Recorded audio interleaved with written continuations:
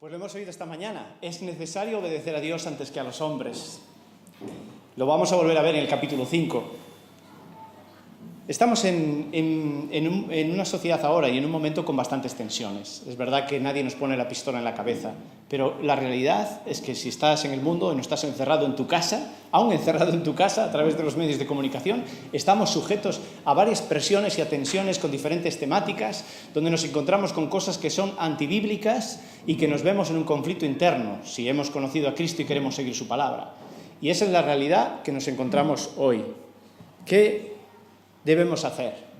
¿Qué debes hacer cuando tú te encuentras con temas, con situaciones donde ves que la Biblia dice una cosa y nosotros creemos otra? ¿Cuándo debemos hablar? ¿Cuándo debemos callarnos? ¿Qué temas son importantes para que levante mi voz y haga lo que sea necesario hacer? ¿Y en qué cosas mejor es que calle la boca, que es lo más prudente, como Jesús nos enseñó también?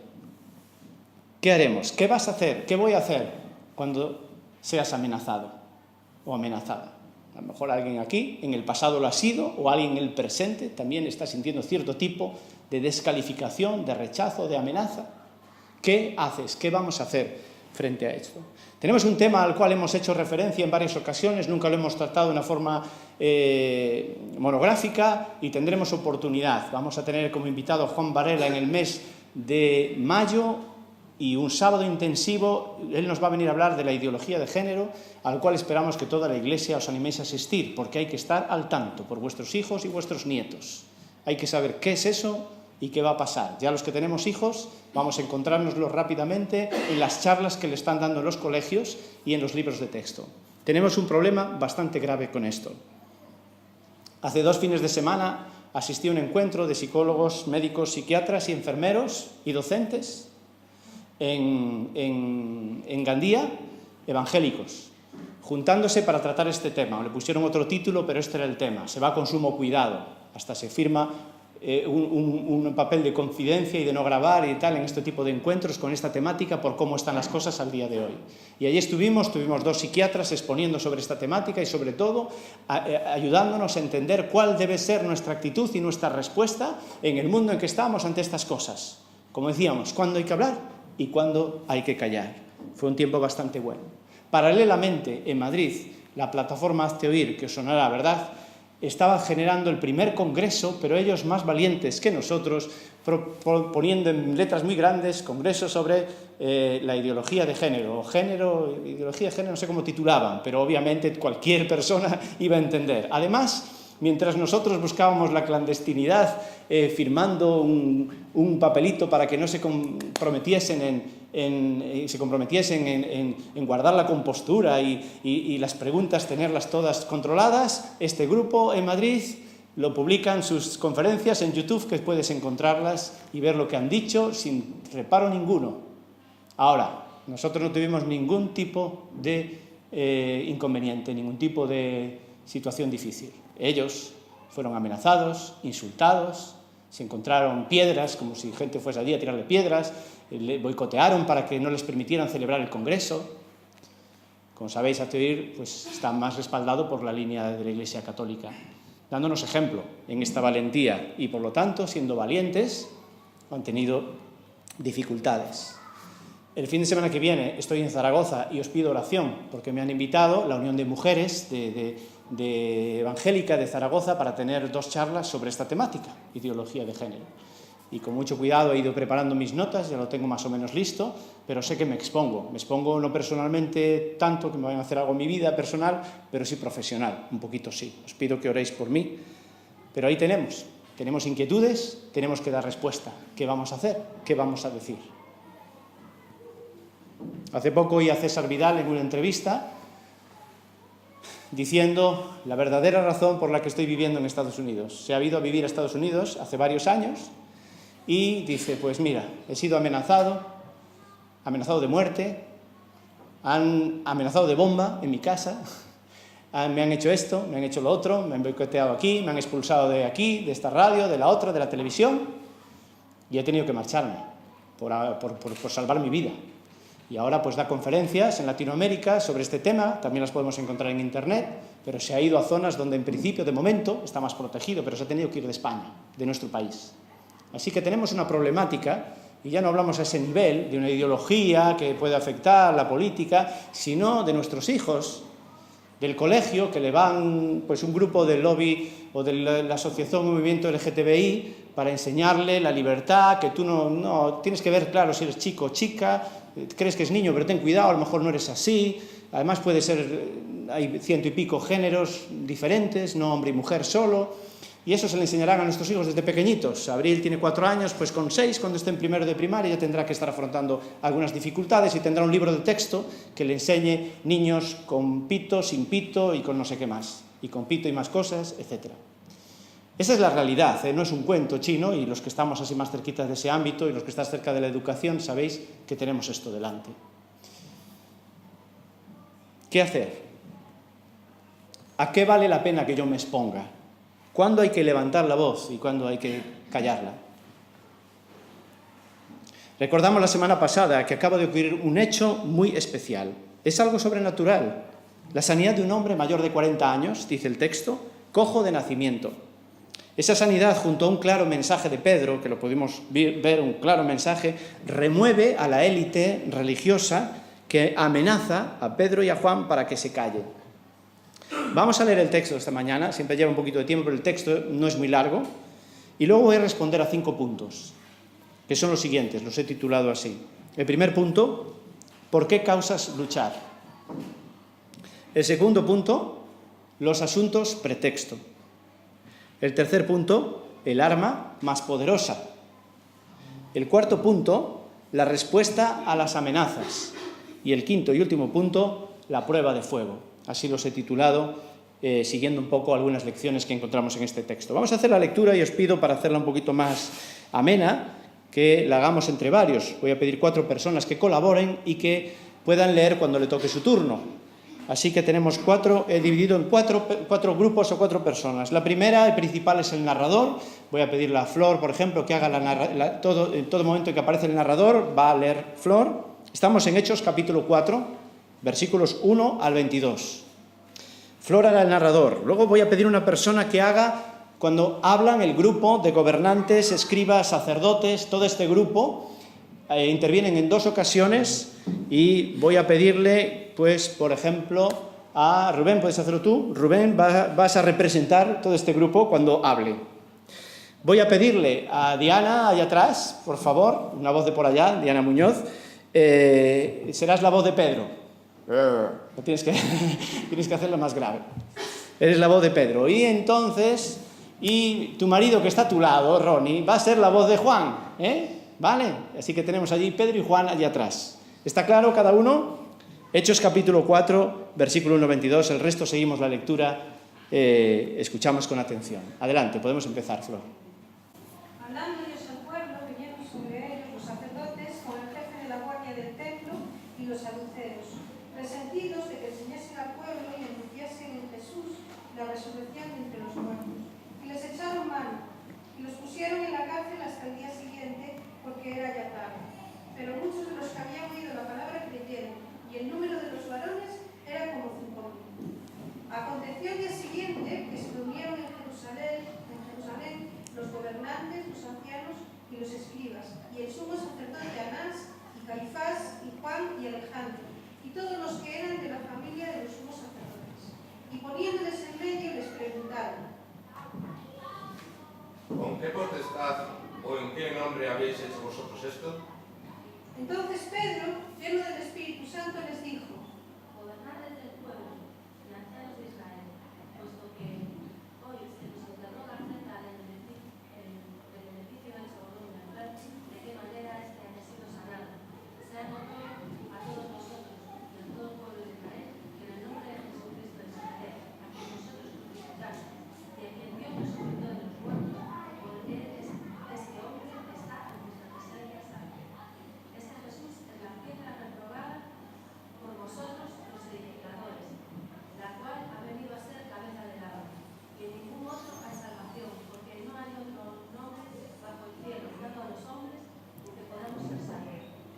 Entonces viendo el denuedo de Pedro y de Juan, y sabiendo que eran hombres sin letras y del vulgo, se maravillaban, y le reconocían que habían estado con Jesús. Y viendo al hombre que había sido sanado, que estaba en Entonces les ordenaron que saliesen del concilio y conferenciaban entre sí diciendo: ¿Qué haremos con estos hombres? Porque de cierto señales manifiestas han sido hechas por ellos, notoria a todos los que moran en Jerusalén, y no nos podemos negar. Sin embargo, para que no se divulguen más entre el pueblo, amenacémosles para que no hablen de aquí de en adelante a hombre alguno en este nombre. Y llamándolos, les intimaron que en ninguna manera hablasen ni enseñasen en el nombre de Jesús. Mas Pedro y Juan respondieron diciéndoles: Va a ser justo delante de Dios obedecer a vosotros antes que a Dios, porque no podemos dejar de decir lo que hemos visto y oído. Ellos entonces les amenazaron y les soltaron, no hallando ningún modo de castigarles por causa del pueblo, porque todos glorificaban a Dios por lo que se había hecho, ya que el hombre en quien se había hecho este milagro de sanidad tenía más de 40 años. Muy bien, gracias a todos los colaboradores.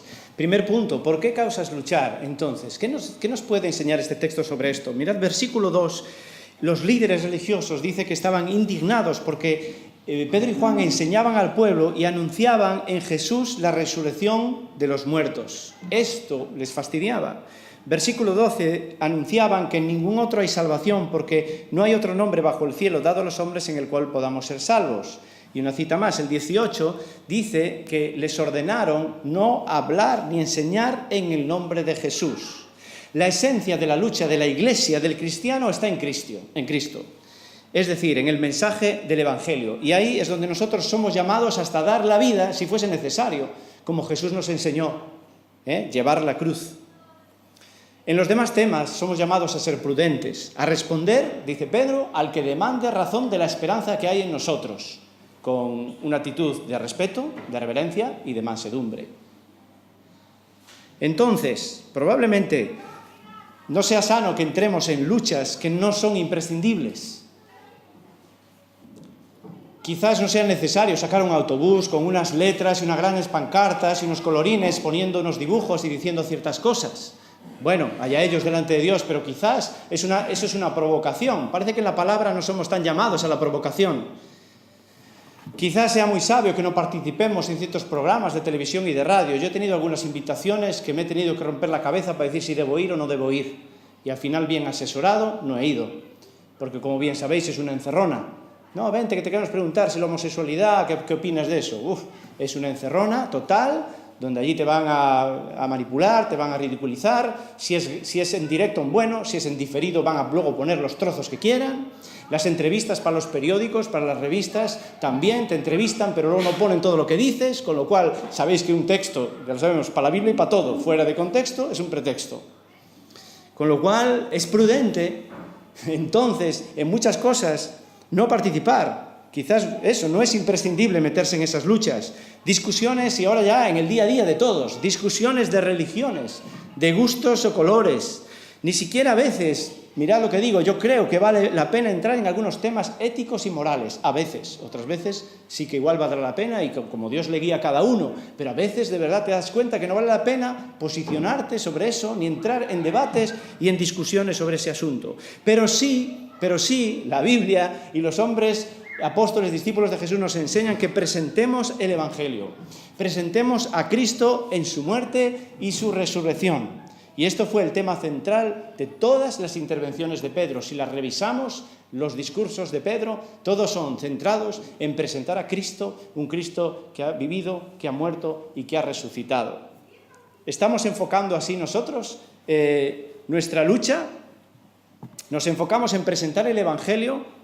¿Es esta la causa principal por la cual podemos experimentar rechazo? ¿O a lo mejor estamos experimentando rechazo porque estamos luchando por otros temas que son secundarios y que, aunque no están bien y no sean bíblicos, realmente son luchas que no vale la pena y nos hacen recibir rechazo o descalificaciones que podríamos evitar?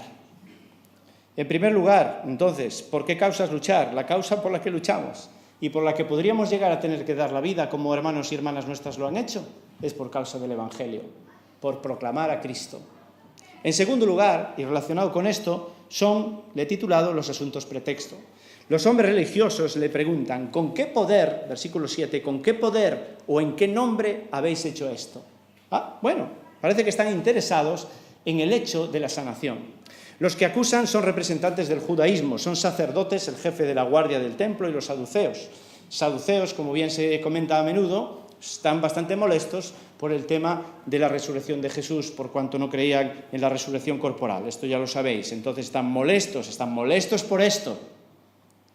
Lo importante en esta escena, y esta es mi opinión después de haberlo estudiado, no es la sanidad del hombre, sino el presentar a Jesús, su muerte y su resurrección, con las implicaciones y las responsabilidades de ello. Esto es el tema central. Pedro les presenta a Cristo y entonces les recuerda que ellos son, como Abel nos recordaba esta mañana, los que lo han desechado. Que Jesús es la piedra central, estaban allí en el templo, y es como esa piedra central principal del templo, de las construcciones, que si la quitas todo se viene abajo. Cristo es el centro. Y les dice, vosotros los constructores, habéis desechado a la piedra principal, a Jesús, a la piedra angular. Esta es una presentación de Cristo donde Pedro se centra. Es el centro de su mensaje. Y toma una referencia del Antiguo Testamento que para los religiosos allí conocedores de las Escrituras no le iba a sonar raro. Y decía, ¿qué quiere decir? Está tomando una referencia del Salmo 118 y de Isaías capítulo 8 sobre una indicación sobre el Mesías. Y Pedro nos está volviendo a conectar este anuncio del Mesías del Antiguo Testamento con lo que ha pasado con Jesús ahora, porque Él es el Mesías. Entonces, se buscan temas secundarios a menudo, la homosexualidad, los fraudes evangélicos, si el Papa o la Virgen María, si la Iglesia es esto, la Iglesia es lo otro. Temas secundarios, temas en la periferia. Se nos acusará de intransigentes, de intolerantes, de extremistas, me he inventado otra palabra, de todófobos, para cualquier cosa, discriminación, por no ser inclusivos, etc. Habrá muchas acusaciones para el creyente, para la Iglesia, pero el asunto central no es esto. No es que nos acusen de alguna de estas cosas y tengamos que defender. Es que vosotros no creéis en el Papa. Vamos a darle el rollo de que sí, que el Papa sí, que el Papa no, María sí, María no. El asunto central no es ese. Lo que de verdad ocupa, preocupa, molesta a la gente, y en aquel momento se vio claro, es que Cristo sea predicado. Que se predique que en ningún otro hay salvación. Esto es lo que daña a la gente y lo que hace responder y reaccionar a las personas. Porque esto es lo que nuestro mayor enemigo menos quiere que hagamos. Predicar a Cristo. Que la gente conozca a Cristo y que ocurra lo que ocurrió en este momento. Esto es lo que fastidió. 5.000 hombres, más las mujeres, serían unos cuantos, no sé cuántas más, de personas que se convirtieron al Señor. Esto es el daño que al diablo le repatea, y esto es el daño que a aquellos religiosos les molestaba. Bueno, sí, esta sanidad ha llamado la atención, pero es un pretexto. La sanidad que el cojo y hablar sobre ello era un pretexto. Lo que de verdad molestaba es que Pedro y Juan predicasen a Cristo. Igualmente hoy, hermanos y hermanas, probablemente lo que más pueda molestar, y quizás la lucha, desde luego quizás no, la lucha en la cual sí debemos estar dispuestos a mojarnos a tope, es para predicar a Cristo. Creemos en Jesucristo, el único Salvador, el único mediador entre Dios y los hombres, y la necesidad del ser humano de conocerle y entregarse. Pero los demás temas. En tercer lugar, el tercer punto, el arma más poderosa. El arma más poderosa es aquel que fluye del estudio de, como dice Félix, los hechos del Espíritu Santo, a través de los apóstoles, de este libro, que es el propio Espíritu Santo. El arma más poderosa que los discípulos tuvieron en su momento, y que no ha sido un arma caduca, es un arma de la cual nosotros disponemos hoy, es estar llenos del Espíritu Santo. Esta experiencia que como creyente hemos vivido y vivimos de vez en cuando, ya se exteriorice de una manera súper sobrenatural o de una manera un poquito más discreta, pero vivir llenos del Espíritu Santo nos produce ¿qué? Nos produce un gozo y una paz que da igual lo que pase, porque yo estoy bien, pues estoy en el Señor firme. Vivir llenos del Espíritu Santo es el arma principal. Dice el texto bíblico que al ver la confianza de Pedro y de Juan, y dándose cuenta, versículo 13, y dándose cuenta de que eran hombres sin letras y sin preparación, se maravillaban y reconocían que ellos habían estado con Jesús. Entonces, es el Espíritu Santo que pone las palabras en nosotros. Mateo capítulo 10. ¿Cómo hemos de responder? Tranquilo, el Espíritu Santo está en ti, estás lleno de Él te va a dar las palabras, hasta algunas que igual ni tú se te hubieran ocurrido. Así nos ha pasado, ¿verdad? Alguna vez. Y Dios, según Timoteo 1:7, nos da un espíritu que no es de cobardía, sino que es un espíritu de poder, amor y dominio propio. 3 ingredientes que valdría la pena estudiarlos y que no lo voy a hacer ahora. Poder, amor y dominio propio. Esto es el espíritu que viene de parte de Dios y es el arma más poderosa. La plenitud, vivir llenos del Espíritu Santo, se nota. Y hay un impacto en la palabra. Y hay poder. Como en esta ocasión. En esta ocasión fue un poder que un hombre de más de 40 años, muchísimo tiempo esperando por su sanidad, cojo desde el nacimiento, llegó el día señalado. Muchas personas lo habían visto, muchas personas lo habían acompañado allí, como nos explicó Daniel Baluja, a la puerta principal, entrando, saliendo gente, ese cojo siempre allí, un año tras otro, 40 años de su vida. No es un invento, no es una alucinación, no es un rollo psicológico. Ese hombre es verdad, estaba cojo, no se lo está inventando, no está aquí pidiendo para sacarle un dinero y luego se va corriendo para casa, como hacen algunos. No, él sabía, este hombre nació cojo y lleva 40 años cojo aquí, sentado en esta puerta. Y entonces la gran evidencia. Muchas personas quedan impactados por esa sanidad. Un milagro innegable, poder del Espíritu Santo de Dios actuando de esa manera en ese momento, no siempre actúa así. Ahora este apartado de este poder, del arma poderosa, me lleva a preguntarme, en primer lugar, de estos hombres sin letras y con poca formación, se reconoció que habían estado con Jesús. ¿Qué se puede decir de mí en cuanto a esto? ¿Tú crees que pueden identificar a Jesús en ti, en tu forma de ser, en tu forma de actuar, en tu forma de hablar, en tu forma de tratar a la gente? Por otro lado, si el arma más poderosa es vivir lleno del Espíritu Santo, entonces ¿me preocupo por mantenerme lleno del Espíritu Santo? Estamos estudiando este tema en Hechos constantemente y vamos a verlo más veces. Llenos del Espíritu Santo. Y si estás lleno de algo, probablemente tienes que vaciarte de otra cosa, que es tú mismo. Lleno del Espíritu Santo es vacío de ti mismo. Lleno del Espíritu Santo es que Él toma máximo y todo el control de tu vida y entonces cedemos ese control al Señor en vez de tomarlo yo. Y esta es una lucha constante, cada día. Creo que cada día tenemos que pedir al Señor que su Espíritu nos llene. No vamos a pedir que Él nos dé el Espíritu. Eso sería incorrecto. Su Espíritu te lo da y lo tienes desde que has creído en el Señor Jesucristo. Pero tú puedes pedir cada día, Señor, lléname de tu Espíritu. Perdona mis pecados, límpiame, que es el requisito para que el Espíritu te llene.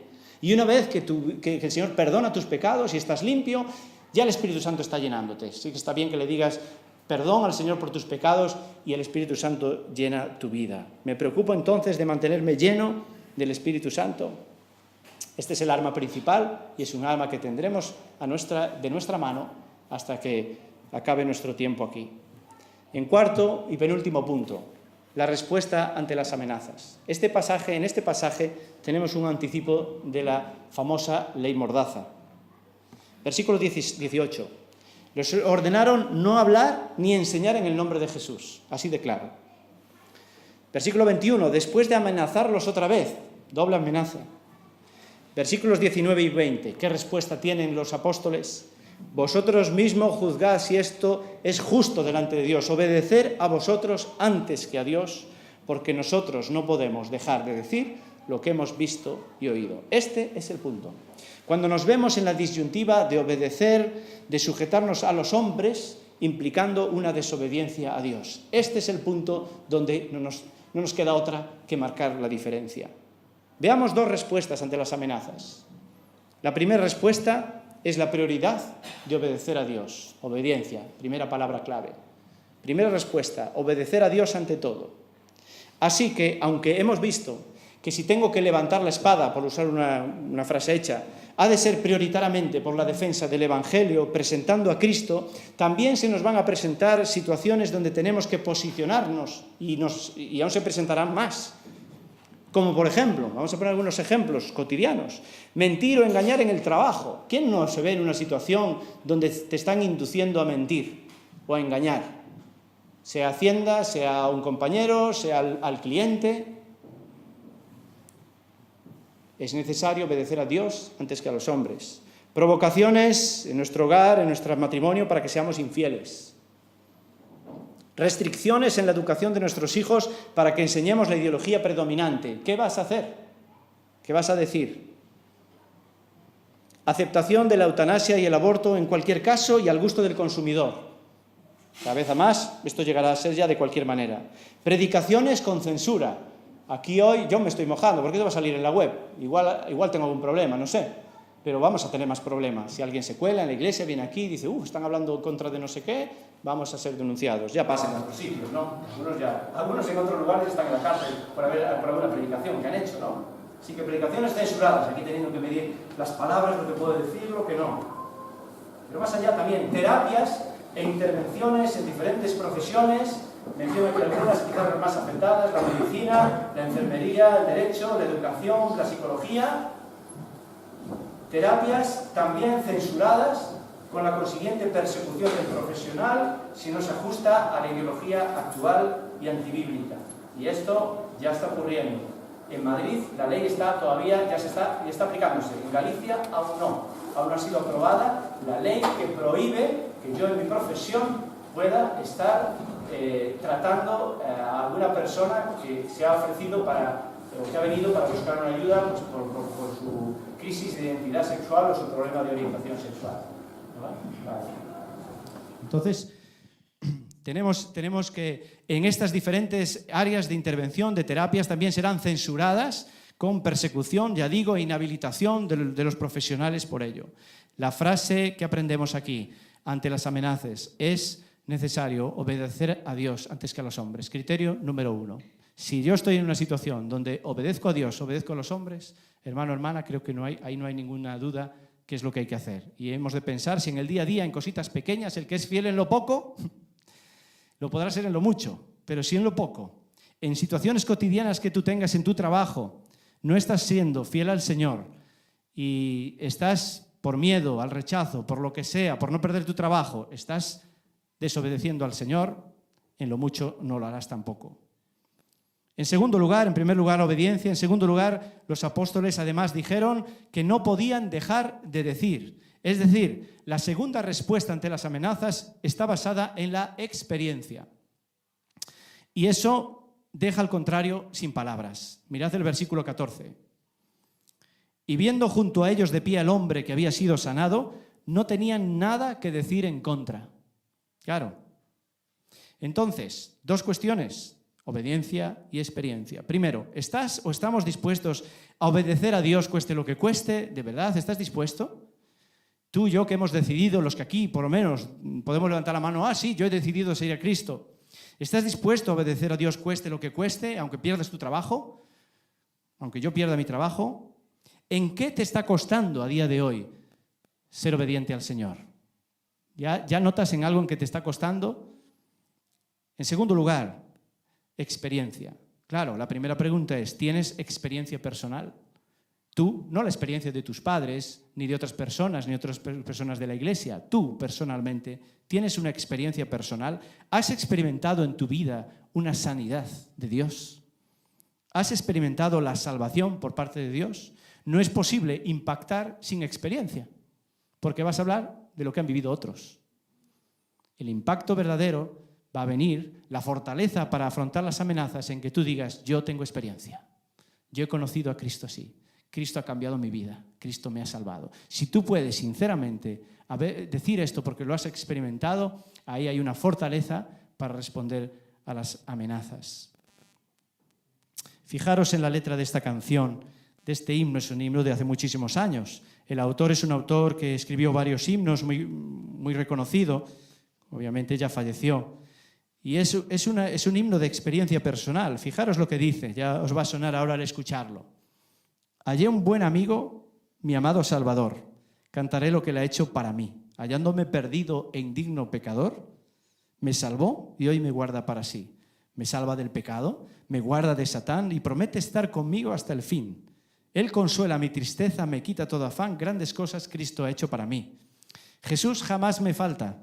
Jamás me dejará, es mi fuerte y poderoso protector. Del mundo yo me aparto y toda vanidad para consagrar mi vida a mi Señor.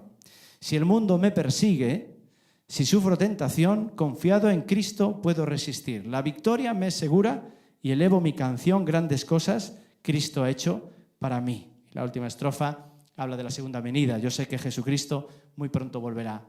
Bueno, estos hombres, inspirados por su vida para cantar y entonar estas cosas para Dios, nos dan un ejemplo. Aquí hay experiencia. ¿Hay experiencia en ti? ¿Podrías tú escribir tu himno de tu experiencia con Dios en tus palabras, a tu manera? Dos respuestas, entonces, ante las amenazas: obediencia y experiencia. En quinto y último lugar, y ya vamos a ir concluyendo, la prueba de fuego. ¿Qué quiero decir con esto? Quiero decir que lo que va a revelar si la lucha en la que estoy metido es nuestra o es de Dios, es el fruto, es la consecuencia de esa lucha, el resultado. El fruto en este caso, como lo hemos visto, primero fueron las conversiones. Y segundo, el segundo fruto, que habla de que aquello era de Dios, fue que la gloria solo fue dada para Dios y no para los hombres, como ya nos habló Daniel el otro día y como Miguel nos va a hablar el domingo que viene. Finalmente, la gloria debe ser y es dada para el Señor.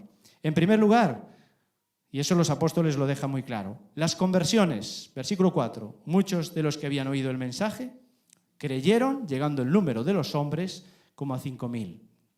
¿Vale? En primer lugar, conversiones. En segundo lugar, que se vio que aquella lucha valió la pena, Dios fue glorificado. Versículo 10, los apóstoles dicen, por él, por medio de Cristo, este hombre se halla aquí sano. Versículo 12, no hay otro nombre bajo el cielo, solo Cristo, por el que uno pueda ser salvo. Versículo 21, todos glorificaban a Dios por lo que había acontecido. Vamos a concluir.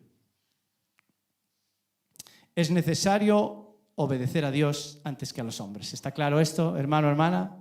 No te genera ninguna duda. No hay nada que interpretar aquí, ¿verdad?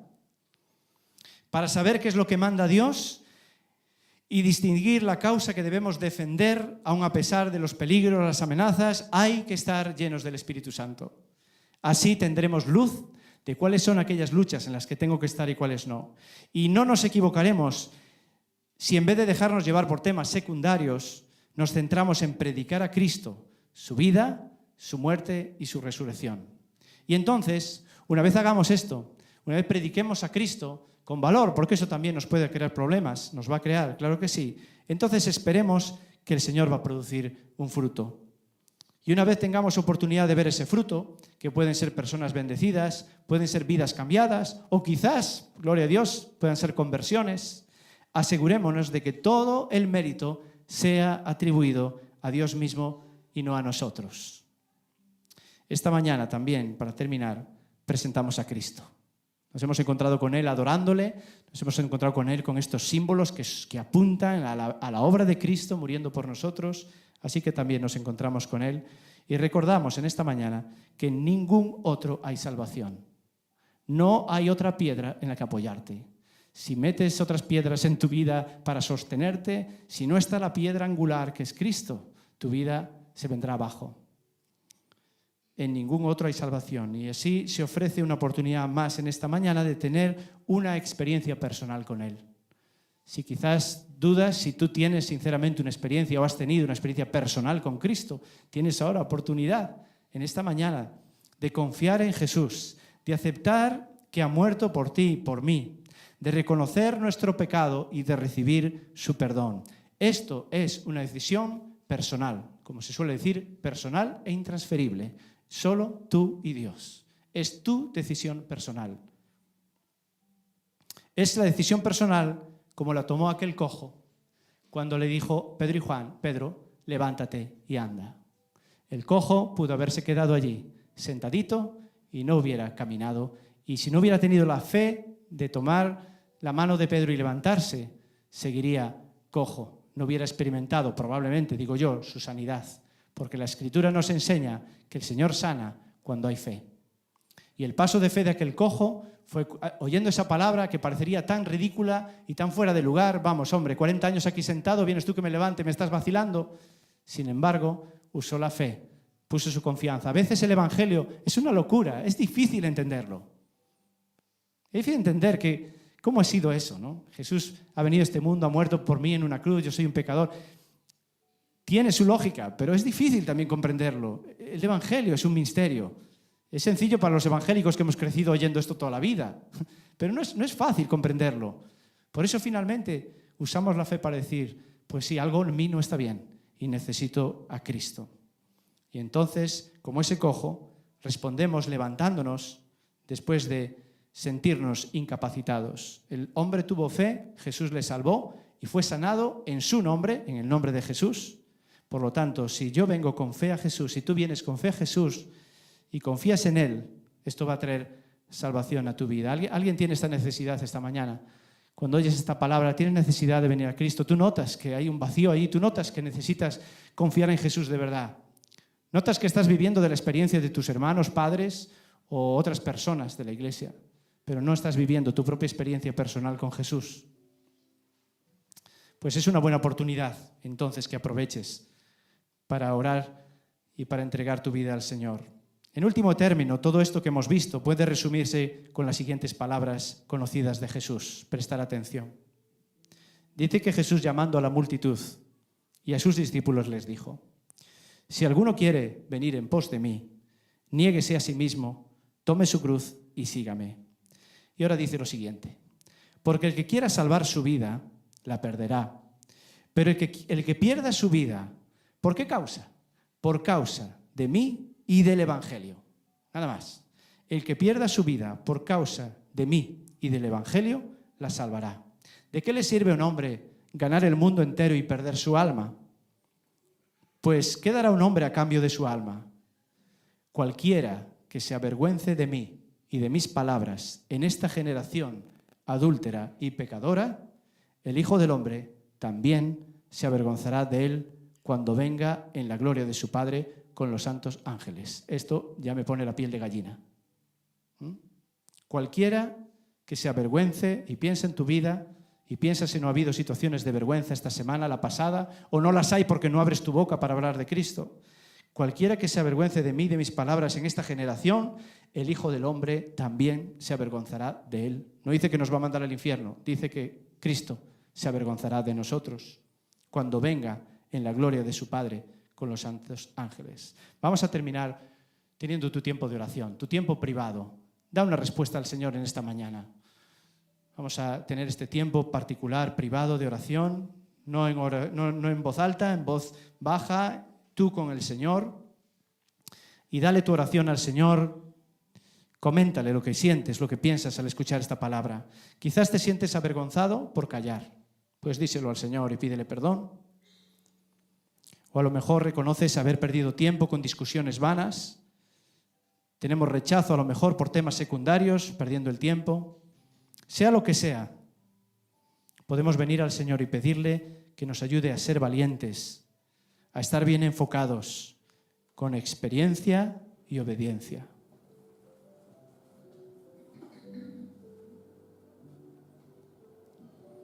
A lo mejor has descubierto esta mañana que te falta esa experiencia, que aún estás incapacitado y que no has experimentado el perdón de Dios. Pues puedes hacerlo ahora. Puedes responder a la invitación de Dios.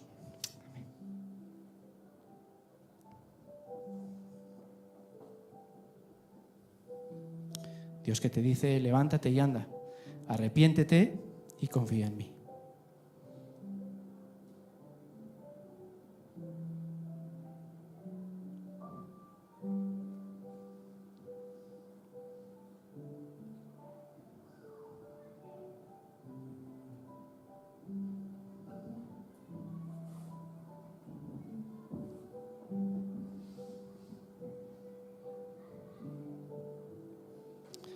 Mientras seguís orando, vamos a escuchar una canción.